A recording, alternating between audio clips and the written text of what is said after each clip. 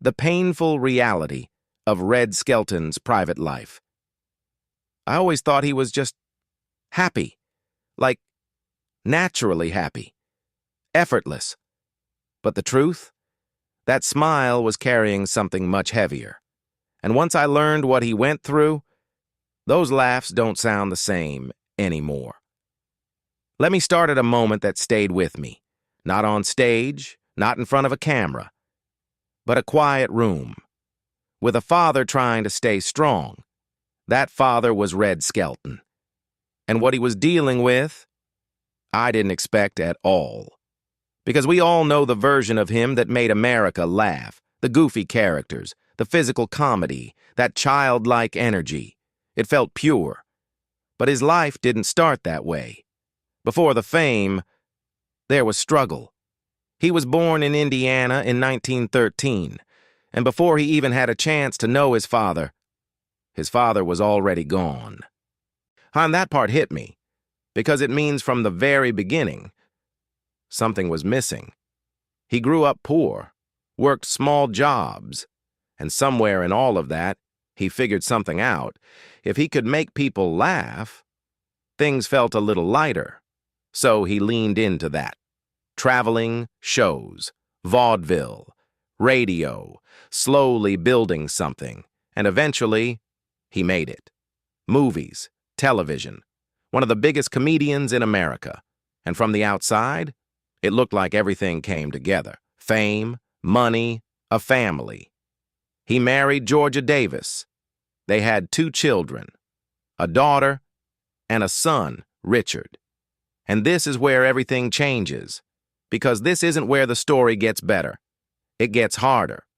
Richard, his son, was diagnosed with leukemia. He was just a child. And I don't know. Something about that always feels unfair, because no amount of success prepares you for that. And from what I've read, Red Skelton tried to hold everything together. For his son, for his family. Even took him to Europe, searching for treatment, for hope. And for a moment, there was hope. Richard went into remission. Things looked like they might turn around, but it didn't last. The illness came back, stronger. And this part is hard to think about, because even in those final days, they tried to keep things normal, talking about birthdays, simple plans, things a child should be thinking about, not endings. In 1958, Richard passed away at just 9 years old, and I don't think you come back from something like that. Not fully, because people said, after that, he changed. He still performed, still made people laugh. But something inside him was different. And I think you can feel that if you really look. Like the laughter had weight behind it. And then, life didn't stop there. His marriage to Georgia Davis eventually ended. But even after divorce, they were still connected by what they lost.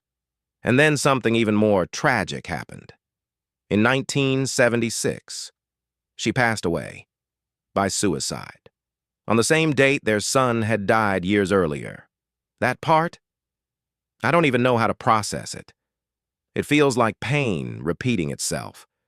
And through all of this, he kept going, performing, showing up, making people laugh.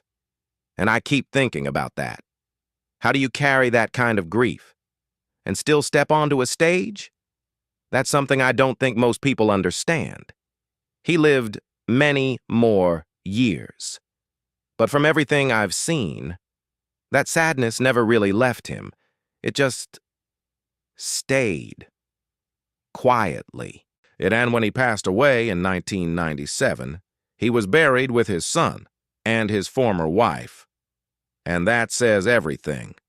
Because in the end, the man who made millions laugh was still holding on to the people he loved most and lost.